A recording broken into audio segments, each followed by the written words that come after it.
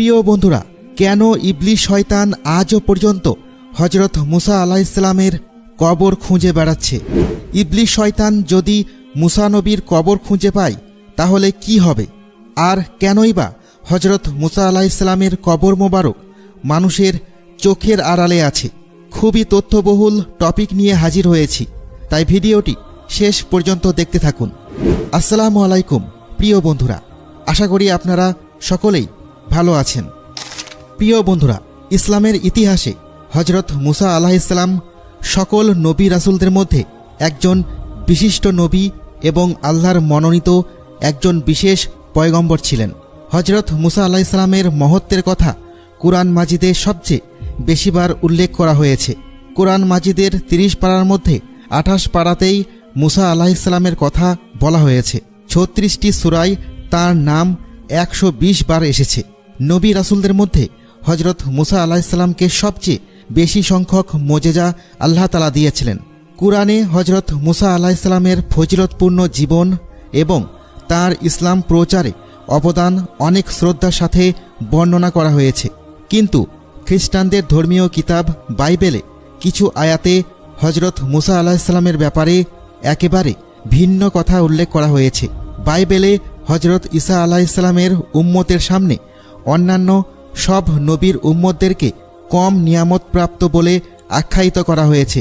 বাইবেলে ভাগ্য নির্ধারণ সম্পর্কিত আয়াতে এই কথা উল্লেখ আছে যে হজরত মুসা আলাইহিসসালাম তার উম্মতদেরকে মিশর থেকে বের করে অনেক বড় ভুল করেছিলেন, যে অপরাধের কারণে আল্লাহ তাআলা তাকে শাস্তি দিয়েছিলেন।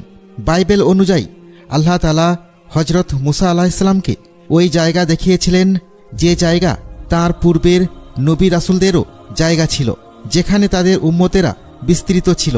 আল্লাহ তাআলা হজরত মুসা আলাইহিসসালামকে ওই স্থান দূর থেকে দেখিয়েছিলেন এবং তাকে কখনো সেই স্থানে যেতে নিষেধ করেছিলেন। ধারণা করা হয় বাইতুল মুকাদ্দাসে মুসা আলাইহিসসালামের মৃত্যু হয়, কিন্তু তার কবর কোথায় তা আজও জানা যায়নি। খ্রিস্টান মাজাবের ইলমে কিতাবে উল্লেখ করা হয়েছে যে শয়তান হজরত মুসা আলাইহিসসালামের কবর এখনও খুঁজছে। এটি আসলে বাইবেলের নিউ টেস্টামেন্টের কিতাব, যা মূলত এই তথ্যের উপর প্রতিষ্ঠিত। সেখানে এটি বলা হয়েছে, কিন্তু ফেরেশতা মিকাইল আলাইহিসসালাম হজরত মুসা আলাইহিসসালামের লাশকে নিয়ে ইবলিসের সাথে দ্বন্দ্ব করার সময় ইবলিসের বিরুদ্ধে নালিশ করার সাহসিকতা দেখায়নি, কিন্তু এটা বলেছিল যে তোমার উপর আল্লাহর লানত বর্ষিত হোক।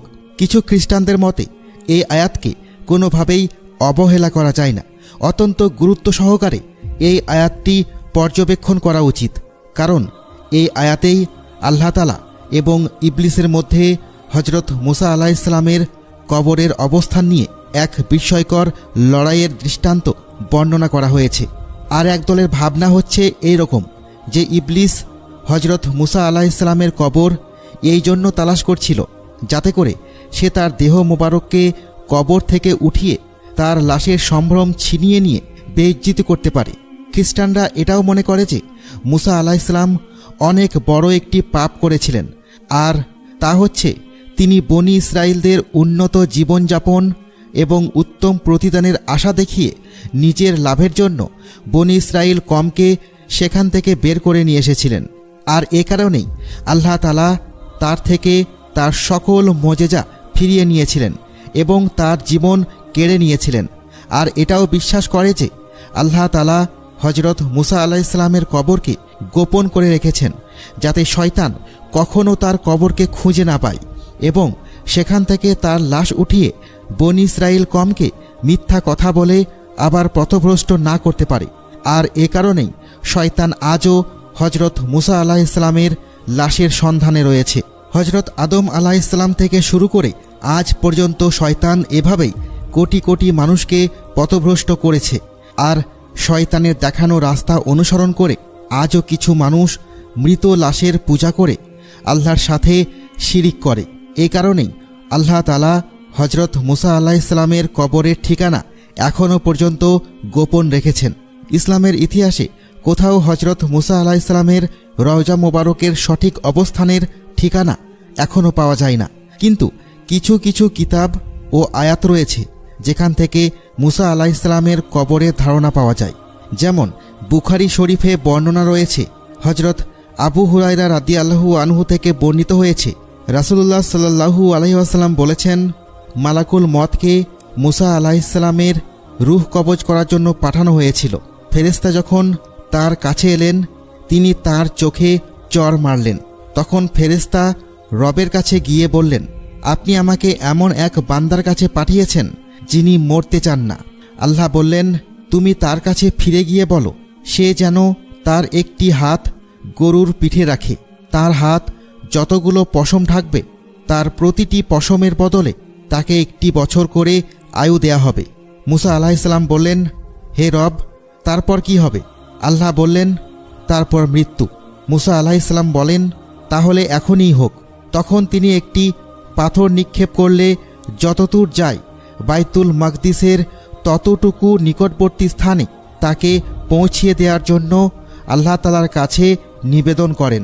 আল্লাহ রাসূল সাল্লাল্লাহু আলাইহি ওয়াসাল্লাম বলেছেন, আমি সেখানে থাকলে অবশ্যই পথের পাশে লাল বালুর ঢিলার কাছে তার কবর তোমাদেরকে দেখিয়ে দিতাম।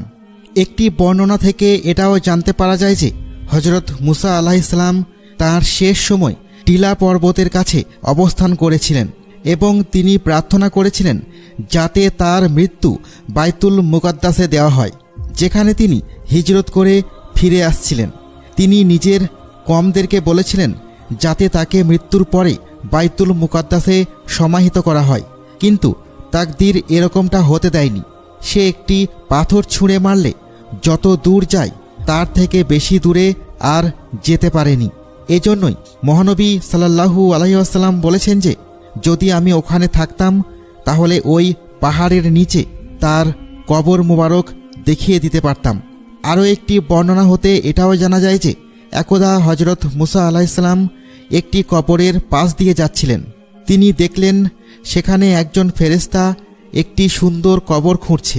তিনি এত সুন্দর কবর দেখে মুগ্ধ হয়ে গেলেন এবং জিজ্ঞাসা করলেন, হে ফেরেশতাগণ, এটি কার কবর? তখন ফেরেশতারা বলল, এটি আল্লাহর একজন নেক বান্দার কবর। তুমি যদি চাও এই কবরটি তোমার হোক তাহলে তুমি এখানে শুয়ে পড়ো। আর হজরত মুসা আলাইহিসসালাম ঠিক তাই করলেন এবং সেই কবরেই তিনি শেষ নিঃশ্বাস ত্যাগ করলেন এবং ফেরেশতাগণ তাঁর জানাজা পড়িয়ে তাকে সমাহিত করলেন।